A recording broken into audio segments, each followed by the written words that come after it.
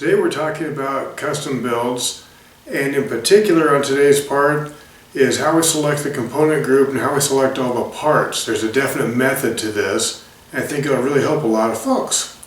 9 times out of 10 I'm going to start with frame selection. There's a reason for this.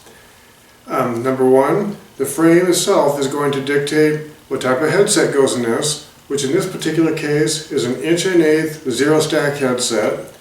It's going to dictate the type of bottom bracket that goes into it, which in turn is going to dictate the crankset and so on.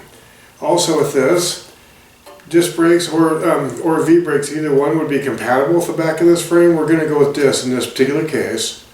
But standard mount disc brakes, quick release rear wheel, it dictates that as well, as opposed to 12mm through axle and so on. So the frame itself we always start with, and that dictates a whole lot. It's going to actually dictate seat post diameter as well.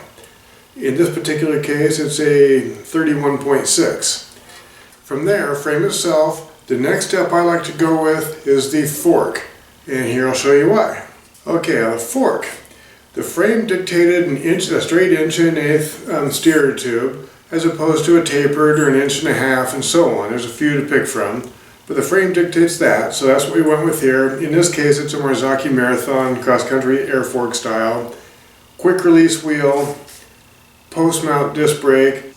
You can do an adapter on these to go bigger, so on. This particular fork can take up to a 180mm rotor.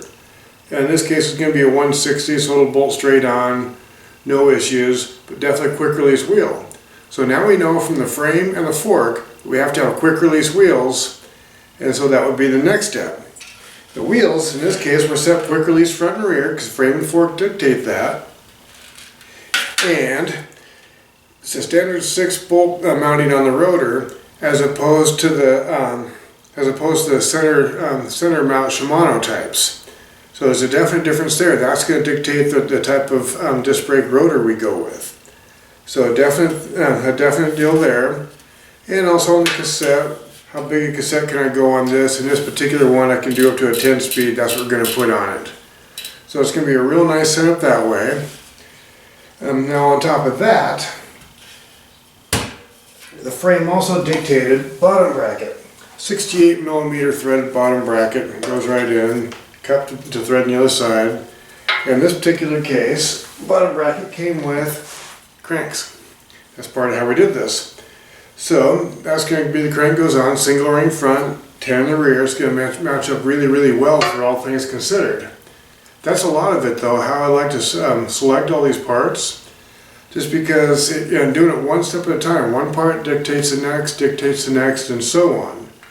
There's more to it than that, but that's a good place to start with for now. We know we're going to be disc brake front and rear. That fork is disc brake only, that dictated that as well. Disc brake rear on here, good to go on that. I'm actually going with the Shimano hydraulic, and I've got some standard mount rotors that can go on there. Because that is interchangeable. You can put any rotor you want with any brake set you want as long as it's the proper size. So you go with your mounting on the rotor, you go with your fork and your frame mounting on the brake, and you're good to go. Just match up your size.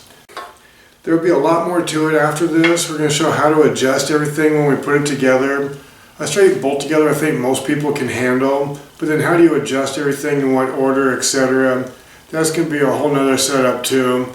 So once we get bikes put together a little bit, I will do some more video on that for how to. But today's part, how to select all your parts, that's really the order to go in. Frame because it dictates bottom bracket, and it dictates headset, which is going to dictate the steer tubes, that dictates your fork.